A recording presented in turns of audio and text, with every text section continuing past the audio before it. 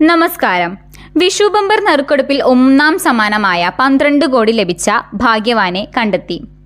ആലപ്പുഴ പവിഴവീട് സ്വദേശി വിശ്വംഭരനാണ് ആ ഭാഗ്യവാൻ. CRPF-ൽ മുൻ ഉദ്യോഗസ്ഥനാണ് വിശ്വംഭരൻ. പണം ഉപയോഗിച്ച് വീട് ശരിയാക്കണമെന്നാണ് ആദ്യത്തെ ആഗ്രഹമെന്നും അദ്ദേഹം മാധ്യമങ്ങളോട് പറഞ്ഞു. സ്ഥിരമായി ലോട്ടറി എടുക്കുന്ന ആളാണ് വിശ്വംഭരൻ. ചില്ലറ വിൽപ്പനക്കാരിയായ പവിഴവീട് സ്വദേശി ജയയുടെ കടയിൽ നിന്നാണ് വിശ്വംഭരൻ ടിക്കറ്റ് എടുത്തത്. കടയിൽ നിന്ന് സ്ഥിരമായി ടിക്കറ്റ് വാങ്ങുന്നവർ ഉണ്ടെന്നും അവരിൽ ആരെങ്കിലുമായിരിക്കാം എടുത്തതെന്നും അവർ വ്യക്തമാക്കി.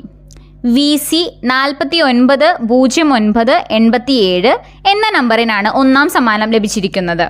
രണ്ടാം സമ്മാനം 1 കോടി വീതം 6 പേർക്കും, 10 ലക്ഷം വീതം മൂന്നാം സമ്മാനം 6 പേർക്കും, 5 ലക്ഷം വീതം നാലാം സമ്മാനം നൽകുന്ന വിധത്തിലാണ് മറ്റ് സമ്മാന ഘടകങ്ങൾ. M4 മലയാളം, കോതമംഗലം.